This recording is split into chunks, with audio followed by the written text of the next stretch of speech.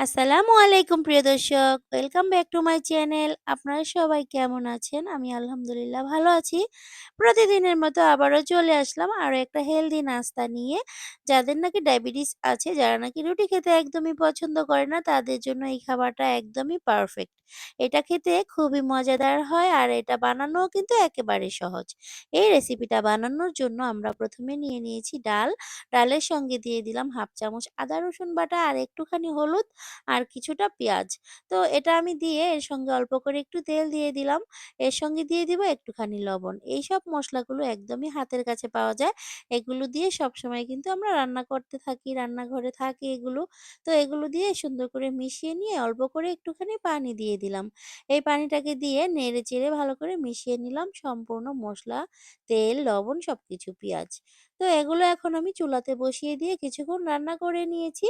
তো রান্না করে নেওয়ার পরে যখন ডালটা এরকম ফুটে গিয়েছে, ঠিক এই পর্যায়ে আমি দিয়ে দিব কিছুটা ধনিয়া পাতা। ধনিয়া পাতাটা দিলে অনেক সুন্দর একটা স্মেল ছড়ায় আর খেতেও খুব মজাদার হয়। সেজন্য ধনিয়া পাতাটা দিয়ে দিলাম। দিয়ে আবারও নেড়েচেড়ে কিছুক্ষণ জাল করে ঠিক এরকম শুকনো, শুকনো করে নিয়েছি। এটা করে এখন আমি রেখে দিব একটু ঠান্ডা হয়ে যাওয়ার জন্য। আর এখানে আমি একটা মিক্সিং বোলে ১ কাপ সুজি নিয়েছি। তো এই সুজির সঙ্গে দিয়ে দিচ্ছি 1/2 কাপ ময়দা। ময়দা অথবা সুজি মানে ময়দা অথবা আটা যেটা দেন কোনো সমস্যা নেই। তার সঙ্গে দিয়ে দিলাম একটুখানি লবণ আর ১ চা চামচ ইস্ট। তো এগুলো একসঙ্গে ভালো করে মিশিয়ে নিয়েছি। এখন এখানে দিয়ে দিচ্ছি কুসুম গরম পানি ১ কাপ। ১ কাপ পানি দিয়ে এটাকে নেড়ে-চেড়ে ভালো করে মিশিয়ে রেখে দিতে হবে। মানে ৩০ মিনিটও রাখতে পারি আমরা। আর যদি একটু বেশি রাখি তাহলে আরো বেশি ভালো হয়। তো আরো একটু পানি লেগেছিল আরো ১ টেবিল চামচ পরিমাণ। তো সেটা দিয়ে আমি আবারও একটু নেড়েচেড়ে ভালো করে একদম মিশিয়ে নিয়েছি। এখন ঢেকে রেখে দিব ১০ মিনিটের জন্য। ১০ মিনিট না, সরি, ৩০ মিনিটের জন্য। ৩০ মিনিট পরে এটা কিন্তু ফুলে একদম ডাবল হয়ে গিয়েছে। এখন আমি এটাকে নেড়েচেড়ে হাওয়াটাকে বের করে নিব।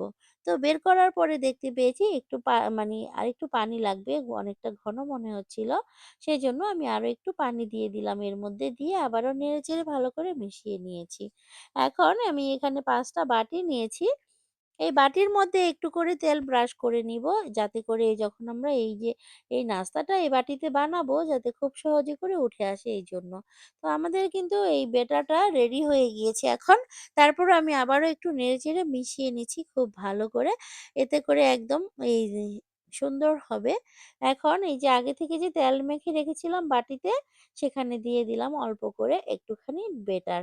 তো এটা কিন্তু খুব বেশি দেওয়া যাবে না, অল্প করেই দিতে হবে। কারণ এগুলো ফুলে কিন্তু ডাবল হয়ে যাবে। এইজন্য অল্প করে দিতে হবে। দেখতেই পাচ্ছেন আমি কতটা অল্প করে দিয়ে দিলাম। এভাবে করে ৫ টা বাটিতেই আমি দিয়ে নিচ্ছি। তো এই যে লাস্টে যে বাটিটা দিচ্ছি, এই বাটিটা যদি আমার কাছে আরো থাকতো, তাহলে এই বাটি দিয়েই বানাতাম। এটা দিয়ে বানালে বেশি সুন্দর হয়। তো ওই সাইজের বাটি আমার কাছে একটাই ছিল। সেজন্য ওটা দিয়ে একটা দিয়ে বানিয়ে নিয়েছি। আর এই যে বাকি ৪ টা এই ধরনের। তো এখন ডালগুলো কিন্তু সম্পূর্ণ এখনো ঠান্ডা হয়নি। তারপরেও মানে তাড়াতাড়ি করে কাজটা করে নিচ্ছি। তো এভাবে করে আমি ঠিক চপের মতো করে নিলাম, নিয়ে মাঝখানে বসিয়ে দিলাম। এটা কিন্তু সম্পূর্ণ অপশনাল। আপনারা চাইলে অন্য কিছুও দিতে পারেন। আমি আলুটা বাদ দিয়ে এই ডাল দিয়ে করেছি। এটা দিয়ে খুব হেলদি হবে। আর যাদের নাকি ডায়াবেটিস আছে, ডাল দিয়ে এভাবে বানিয়ে খেলে কিন্তু কোনো অসুবিধা হবে না। তাদের জন্যই কিন্তু স্পেশাল, এটা খুবই ভালো হবে। তো এইজন্য এভাবে বানিয়ে নিয়েছি আরকি। তো প্রতিদিনই তো রুটি খেতে ভালো লাগে না। মাঝে, মাঝে অন্য কিছু খেলে কিন্তু খুবই ভালো হয়। সেজন্য এই নাস্তাটা আজকে বানিয়ে নিলাম। তো এখন উপরে আমি ১ চামচ করে আবারও দিয়ে দিচ্ছি পাতলা করে। যতটা সম্ভব পাতলা করে ঢেকে দিতে হবে এই ডালটাকে আরকি। ঠিক আছে? তো এভাবে করে আমি সবগুলোকেই ঢেকে নিব।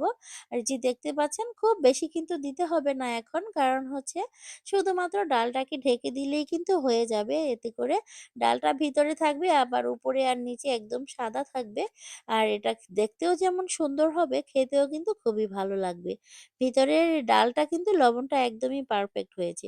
একদম অল্পও দেইনি, আবার অনেক বেশিও হয়নি। সুন্দর মতো হয়েছে। আর ডালটা খেতে কিন্তু খুবই মজাদার হয়েছে, যেভাবে আমি রান্না করে নিয়েছি। আপনারাও কিন্তু ঠিক এভাবে করে রান্না করে ডাল দিয়ে বানাতে পারবেন। আর যদি না চান ডাল দিয়ে, তাহলে আলুর ভর্তা করেও কিন্তু এভাবে বানাতে পারবেন, কোনো সমস্যা নেই। তবে আমি আলু থেকে ডাল দিয়েই বানালাম আজকে আরকি এটা বানাতে ইচ্ছে করলো। তাই এভাবে বানিয়ে নিয়েছিলাম। তো যেমনই ইচ্ছে করেছিল বানিয়ে নিয়েছি, ঠিক তেমনি খেতেও কিন্তু খুবই ভালো লেগেছিল। আপনাদের কাছেও অনেক ভালো লাগবে আশা করছি। আমার এই রেসিপি ফলো করে আপনারা অবশ্যই বাড়িতে একবার বানিয়ে খেয়ে দেখবেন। সত্যিই কিন্তু খুবই মজাদার একটা খাবার। যাদের নাকি ডায়াবেটিস আছে তারা সবসময় রুটি খেতে, খেতে আর ভালো লাগে না যাদের, তাদের জন্য অনেক ভালো একটা রেসিপি আরকি। তো এখন এগুলোকে আমি কিন্তু স্টিম করে নিবো। সেজন্য স্টিম করার পাত্রের মধ্যে ২ টা করে দিয়ে দিলাম। ৩ টা করে দিলে একটু বাঁকা হয়ে থাকবে। সেজন্য ২ টা করে দিয়ে দিলাম। তো মোট ৪ টা দিয়েছি। এই ৪ টা দিয়ে আমি এই একটা পাশে নিচে একটা কিছু দিয়ে আরেকটা ওই যে ছিল সেটাও বসিয়ে রেখেছি দেখতেই পাচ্ছেন। এই যে উপরে বসিয়ে দিয়েছি। তো ৫ টা একসঙ্গে আমি স্টিম করে নিয়েছি। ১০ মিনিটের জন্য স্টিম করে নিলাম। এই যে দেখুন ১০ মিনিট পরে আপনাদেরকে দেখাচ্ছি কতটা সুন্দরভাবে ফুলে একদম টইটুম্বুর হয়ে গিয়েছে। এটা কিন্তু খেতে আসলে অনেক মজাদার হয়। ঠিক আছে? যাদের ডায়াবেটিস আছে তারা এভাবে বানিয়ে খাবেন। তারপরে বলবেন কেমন লাগলো আমার আজকের এই রেসিপিটা। তো এখন এগুলোকে কিন্তু আমাদের ঠান্ডা করতে হবে।